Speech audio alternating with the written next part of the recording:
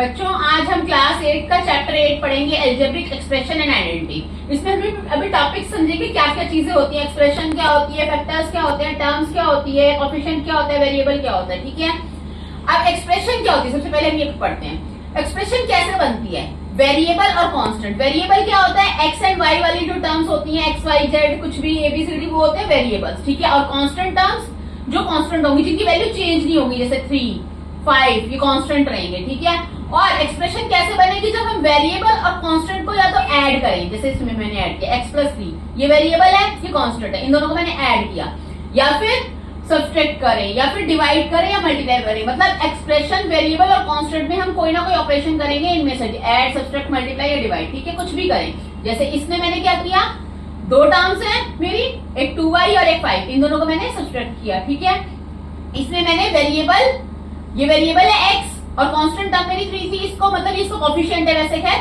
इसको मैंने इससे मल्टीप्लाई कर दिया। ठीक है, और ये इसमें भी मेरा 4x एक टर्म है और एक टर्म 7 है। ठीक है, तो दो टर्म्स है, इन दोनों को मैंने प्लस किया। ठीक है, अब फैक्टर्स क्या क्या होंगे, फैक्टर्स कैसे निकालते हैं, 3x² के फैक्टर क्या क्या होंगे, 3 into x। अब 2y - 5 में 2y के फैक्टर क्या होंगे, 2 into y, -5 के क्या होंगे, -5 into 1। ठीक है, अब टर्म्स क्या क्या होती हैं, अब जैसे मेरी ये इक्वेशन है 3x², इसमें एक सिंगल टर्म है, एक ही टर्म है, इसमें बीच में कोई साइन नहीं आ रहा ना प्लस माइनस का, तो एक सिंगल टर्म है ये। ठीक है, 2y - 5, इसमें दो टर्म है, एक टर्म मेरी 2y होगी और एक टर्म मेरी क्या होगी, -5। ठीक है, अब इस कॉन्सेप्ट को एक बार और अच्छे से समझते हैं। 4x +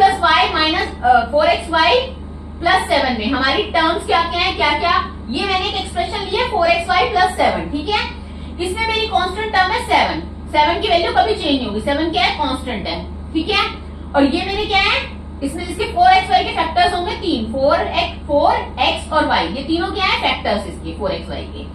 अब इसके फैक्टर्स में x और y क्या है, मेरे x वेरिएबल है, y भी वेरिएबल है, और 4 जो है वो कोएफिशिएंट है xy का, 4 क्या है, कोएफिशिएंट है।